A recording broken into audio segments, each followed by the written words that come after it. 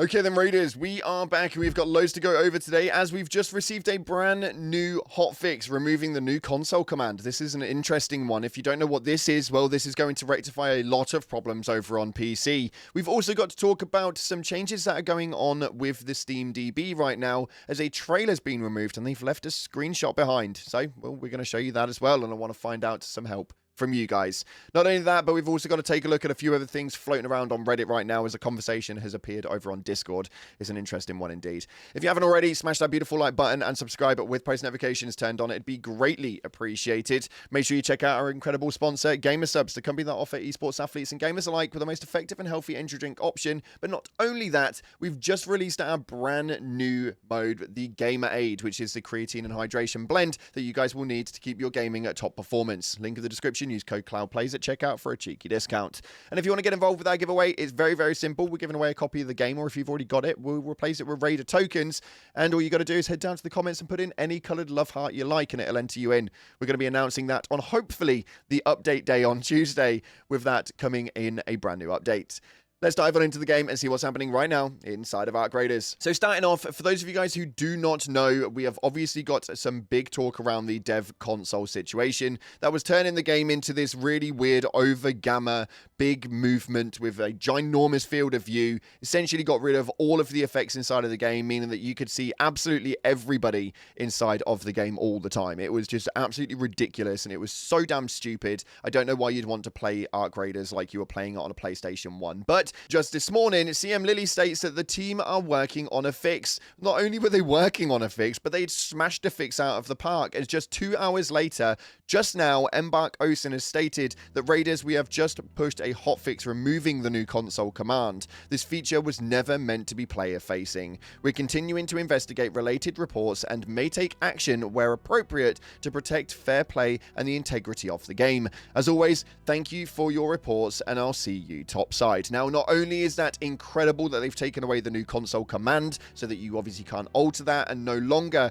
can you go into the PlayStation 1 variant of the game, but they are also potentially taking action where appropriate to protect fair play. So for those of you guys who thought you'd get away with cheating, there is every chance that you may not have. And I do agree with this one big time. I think that PvP is one of those things you don't mess around with. I think if it was a PvE game, then generally companies are a lot more lenient, but there is a PvP aspect to this. And realistically, you guys were messing around with the dev consoles to be able to get a bonus in your PvP experience. So that is now rectified. Head over to your console or to your PC and get that update in tow. A cheeky little hotfix will hopefully fix all of the stuff that is to come for that one. Moving forward though, while we're talking about updates, there's been a lot of updates over on the SteamDB, and if you don't know what that is, that's essentially all the files that they're messing around with in the background. They've changed a lot of things, including changing assets and changing user tags, but one of the big things that I found really confusing is that they've actually removed some adaptive trailers, 2 of them to be precise, and when we take a look at it, there was a movement for a removal of a screenshot, and notably, when you're on SteamDB, you can actually go and see said screenshot. So this is the screenshot that they removed. I don't know if it was inside of the trailer they removed, but I would suspect so.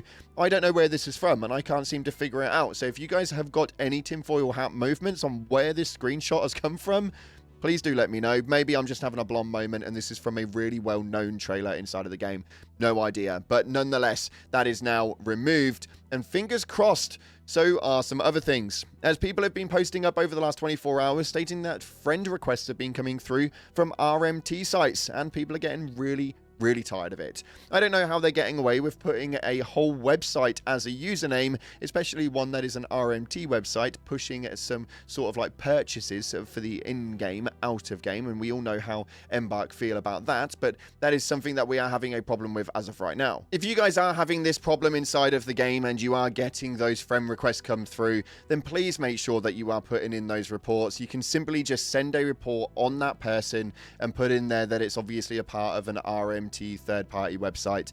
Please ban these accounts at Embark. If you guys are seeing this, this is not something that we really want for our moves, so please just take it away. It would be absolutely lovely if you could do that for us. And finally, we've got a really weird conversation, one of which has been floating around now for about the last month, but it's made a resurface recently. Somebody hit me up on Discord and stated that they've heard about the new map movement, and I was really confused as to what that was, as this has never really come across my radar before, and then posted in this right here with 23 days ago, apparently an accidental leak for a new map. And this is really, really relevant now, mainly because we've had Stellamontis and we're waiting for the brand new move for the next set of roadmaps for the game, and how it is that that could actually coordinate into a brand new event or a new map is relatively interesting, mainly because we've got the toxic swamp environments that are going to be coming soon, and we don't know if it's a brand new map that's coming or if it's going to be a map modifier, a lot like electromagnetic storm or cold snap. Interestingly, though, we have got to take a look at it, because this right here is what an overlay would look like of this weird map that was essentially just bugged out in somebody's game. And as you can see in the bottom left corner, there is a rogue Stellamontis, which would obviously be like a placeholder. If it was in the game files, they wouldn't put the actual name of it. You know what I mean? It makes no sense at all. But it does sit in a very interesting location over on the volcano rise. Now, this is obviously something that we've all been talking about now for quite some time, because we know full well that some of the trials that are coming up do have to collect volcanic rock, but we know that you can also collect that in other places such as Dam Battlegrounds and also in Bluegate. So maybe it's a bit of a rogue one, and maybe it's nothing, but maybe it is something. We'll have to wait and see exactly how that plays out. But for me right now, I think it may just be a bit of a bug in the system that may not have gone too well. Hopefully that debunks everything that you guys have been DMing me about, because that one was an absolute wild one this morning that I woke up to. Nonetheless, we've got to take a look at our top comments from the previous video, because in the last video we went over a huge dev announcement with regards to more information about the Stitcher nerf and the field of view issues with the dev console, which thankfully are now fixed. So massive shout out to Embark for fixing that one so damn quickly, it's ridiculous. But this first one's coming from No One, and it states, anything less than a permaban to cheaters is too soft. Strip their access to this masterpiece of a game. Now, unfortunately, I do agree with this. I think that anything PvP wise is one of those things where it's really, really frustrating when we start taking a look at how it is that it's operated. And when you die to somebody such as a simple movement because they've got an aimbot, or they can see through walls, or they've changed out all of their settings so that they can see through every environmental damage possible, is a little bit frustrating. And I do think that permanently banning some cheaters, especially in 2026, where we all know that cheating is not something that companies will allow, I think it's kind of your own fault at that point, right? Maybe that's just me. Nonetheless, this next comment right here coming from Dirty Snowman states, are they going to fix spawning in the map at 17 minutes? Why am I going to risk my kit for no loot? Now, this has been a big conversation for a little while, and my stance on this is pretty well known.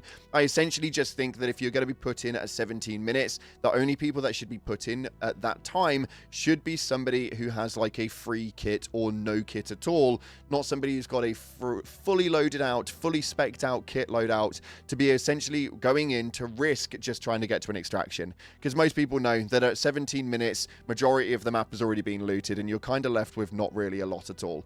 Bit of a weird one, but unfortunately, right now, that's not going to be changing any time soon. And finally, this one states right here from Rud Dog, I'm really enjoying the game. Wish we could find skins in the game hidden like blueprints. Now, as much as I love the idea of that, it doesn't really resonate with me, really. The reason why I think it doesn't resonate with me is because the game is essentially updating their game with brand new maps, new arc enemies, and all of that good stuff completely free of charge. And they essentially make their earnings off of the store. Now, yes, we obviously know that we pay for the game on its initial price of 40 Great British pounds, but if we take this game a year down the line and they continue to do free updates and there is no DLC packages and stuff like that, the only money that they're making is from cosmetic items. And I don't know about you guys, but I'm completely okay with them making their earnings through the cosmetic store rather than paying and charging us for putting content behind a paywall. That's just my 2 cents. I'm okay with not being able to find skins. I'd rather they did it that way. Essentially, we get enough through free raider decks and stuff anyway, so I'm never going to complain. Nonetheless, If you guys want to feature in the top comments section for the next video coming up on Monday, then make sure that you head down to the comments section and put something relevant to this video. Your opinion always counts. The top comments will feature in the next video. Thank you so much for being such amazing people. If you have reached this part of the video, though, I'm intrigued to know who has. Hit the star comment in the comment section below. And if you are obviously checking this out about an hour after upload, well, we may well be live right now, hammering a bastion with some snowballs, going for an ultimately high score. Make sure you check that out on the channel. Thanks again for watching, guys. If you haven't already, hit the like button, subscribe, post notifications turned on. Appreciate your faces, and as always, I'll see you in the clouds.